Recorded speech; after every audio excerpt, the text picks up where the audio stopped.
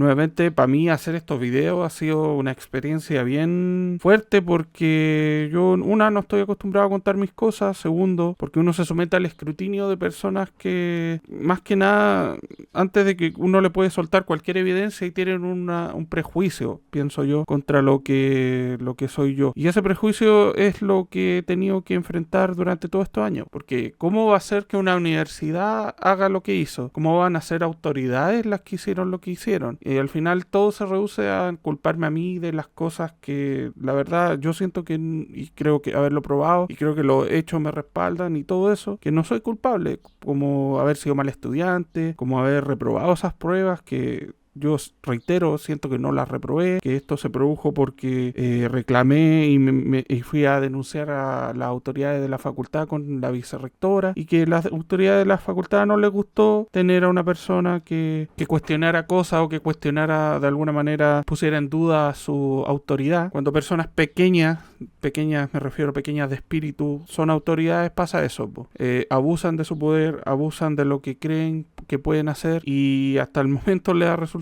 Estamos en 2024, esta cuestión pasó en 2013, 2015 y no ha pasado nada. En fin, entonces como ya dije, presenté una denuncia contra los señores Goiti, Torres, Mercado y la señora Bull por haber mentido en el testimonio que dieron ante el tribunal, como evidentemente queda manifiesto en el video anterior. ¿En virtud de qué artículo del Código Penal? Del artículo 206 del Código Penal, que prohíbe faltar a la verdad en su testimonio en un caso civil. Y el fiscal adjunto dio la orden, después de unos meses que quedó parada, dio la orden de investigar. Y la orden de investigar recién la dio en diciembre pasado del 2023. Resulta que dio 90 días a la PDI para realizar una investigación. Y cuando se cumplieron los 90 días, al día siguiente volvió a enviar un escrito a la PDI para que estos realizaran la investigación disponiendo de otros nuevos 30 días. Pasaron los 30 días, no pasó nada. Yo le escribí a este fiscal porque él me llamó cuando le presenté todo esto. La confusión de él fue evidente. El fiscal se llama Paulo César Ramírez Palomino y resulta que él estaba bien confundido porque, por ejemplo, él pensaba que la carta que yo envié en principio del 2015 al Consejo de Escuela y la que envié en octubre cuando respondía a la resolución, pensaba que era lo mismo porque en el título decía carta al Consejo de Escuela, pero él ni siquiera las vio, ni siquiera las leyó. Entonces estaba confundido, qué sé yo, me dijo que le enviara todas esas cuestiones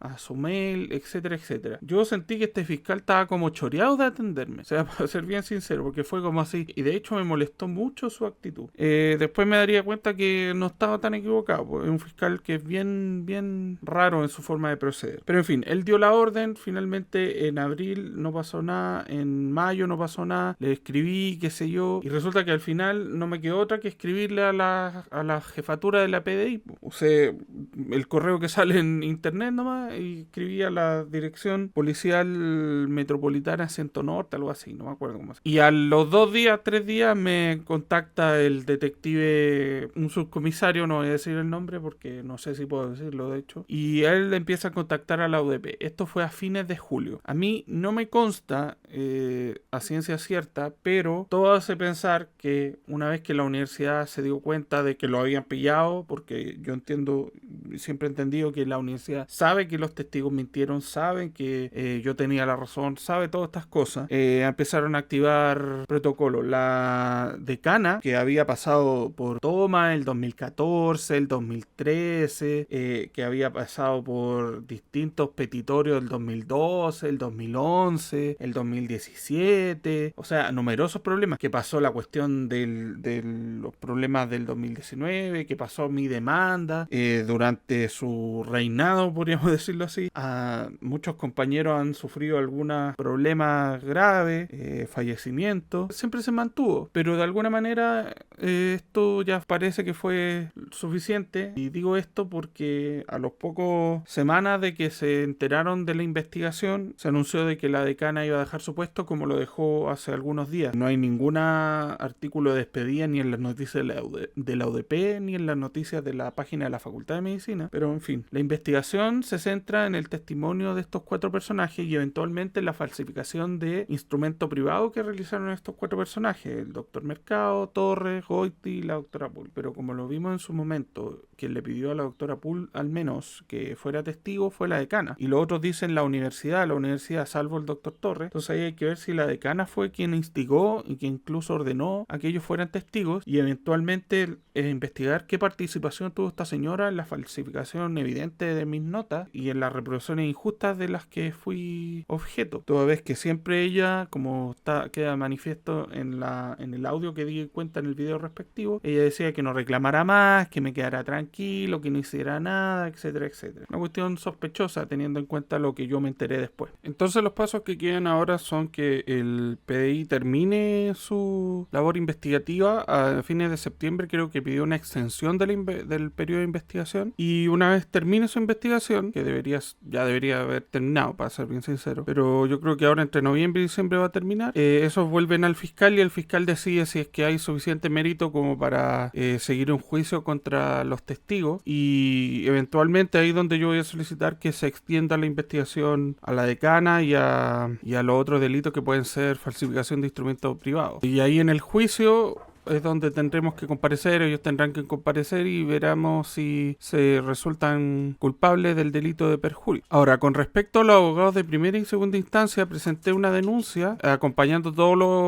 los correos, los documentos, etcétera, etcétera. De hecho, cuando los abogados del estudio Ditus me devolvieron mi carpeta, esta carpeta que está aquí, me pasaron un documento con todos los documentos que contenía esa carpeta, y viene firmada por una secretaria del estudio Ditus, no tengo idea. El punto es que ahí dice qué documentos tenían ellos en su poder, y como de esos casi 70, 60 documentos no presentaron prácticamente ninguno. Bueno, presenté toda esa cuestión, la denuncia, qué sé yo, los correos con el abogado de segunda instancia, el chat con los audios con el abogado de segunda instancia, como yo en los audios le pedía que presentara estos documentos, etcétera, etcétera. Y cayó con este mismo fiscal, Pablo César Ramírez Palomino. La denuncia se presentaba por el delito contemplado en el artículo 231 del Código Penal, que dice que cualquier abogado que actúe en perjuicio de su cliente estaba prohibido. Entonces la denuncia la presenté precisamente por eso, y este señor definió que presentar o no presentar una evidencia era parte del trabajo del abogado y por tanto no podía ser considerado prevaricación. El bien jurídico podríamos decir que se ve protegido por el artículo 231, y que además si yo estaba en conocimiento de esto yo debía cambiar de abogado y contratar otro abogado. Cuando un fiscal decide no investigar o no proseguir con la presenta los hechos ante un juez, y el juez decide autorizar que la investigación no prosiga. En mi caso se presentaron los antecedentes ante el séptimo juzgado de garantía de Santiago, y yo preparé yo mismo un recurso de reposición que no fue acogido. El recurso era que tiene 9 páginas y establecía e incluso citaba una sentencia del Tribunal Constitucional donde el mismo Ministerio Público intervino y defendió que el verbo rector de la acción punible del artículo 231 era el perjudicar al cliente. Por tanto, lo que pasa ahora es que yo debería presentar una querella, pero para eso necesito un abogado, y yo no soy abogado. Y todos los recursos que yo tengo los destiné a la actual demanda que tengo contra la ODP. Entonces, de alguna manera, y si alguien quiere comprarme, no sé, alguna cosa, no sé, el computador, cualquier cosa, pues voy a tener que contratar otro abogado de aquí a cuando esto se sepa, eventualmente para presentar una querella por el delito de perjurio, si es que el fiscal decide, porque reitero, el fiscal puede decidir que la investigación del PDI es clara y que no hay delito que investigar, y él decide abstenerse. Y por el otro lado necesito otro abogado que también se presente en una querella contra los abogados de primera y segunda instancia, y eventualmente una demanda civil también. Entonces mis actuales abogados yo los tengo ocupados con el tema, no lo he hablado con ellos, porque decirle, oiga, además represénteme en esta otra cosa y en esta otra cosa, y qué pasa si me dicen que no, cómo queda nuestra relación, nuestra confianza. Entonces va a ser algo que tenemos que hablar con ellos. Pero en fin, eso es lo que pasó con las denuncias. Yo me acuerdo cuando el fiscal decidió no investigar esta cuestión, aparte del recurso de reposición, presenté una solicitud al fiscal nacional, me respondió que eso dependía del fiscal regional, presenté un reclamo ante el fiscal regional y el fiscal regional, Javier Armendariz, dijo que como el caso había sido sometido a un tribunal, esto ya no había nada que hacer. Pero al tribunal se le sometieron los hechos de la manera y la perspectiva que decidió este fiscal, que era que no había prevaricación, que yo estaba reclamando no por el perjuicio, sino porque ellos no presentaron evidencia, que sin entender que hay un perjuicio de por medio no configura delito. El tribunal hizo caso a lo que él dijo, pero en fin. Eso por hoy, muchas gracias por ver y en el próximo video hablamos de lo que pasó entre el 2017 y 2018.